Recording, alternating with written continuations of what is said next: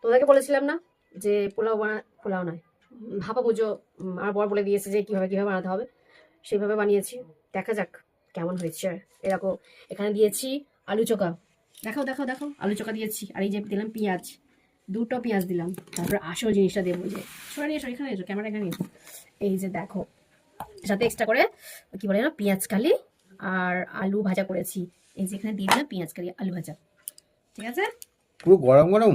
একদম। তারপরে এখানে দেখাও কিভাবে আমি পোলাওটা, এই সরি খালি পোলাও বলে ফেলছি, এটা হচ্ছে গিয়ে ভাপা পুজো। আমি না কোনোদিন বানাইনি, জানো তো, এই প্রথমবার বানালাম।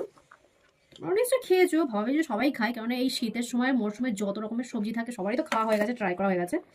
তো শুঁটি দিয়ে মানে এটা ভাপা পুজোটা হয়। তো খেয়ে দেখতে হবে কেমন হয়েছে। এই যে দেখো, ভাপা পুজো, এখানে একটা সবজি ভাজা, এখানে আলু সিদ্ধ, আর এই যে কাঁচা লঙ্কা। এবার আমাকে একটু দেখাও, আমি খেয়ে দেখবো কেমন হয়েছে। আমি রান্না করেছি তো, ভালোই হবে, খারাপ হবে না।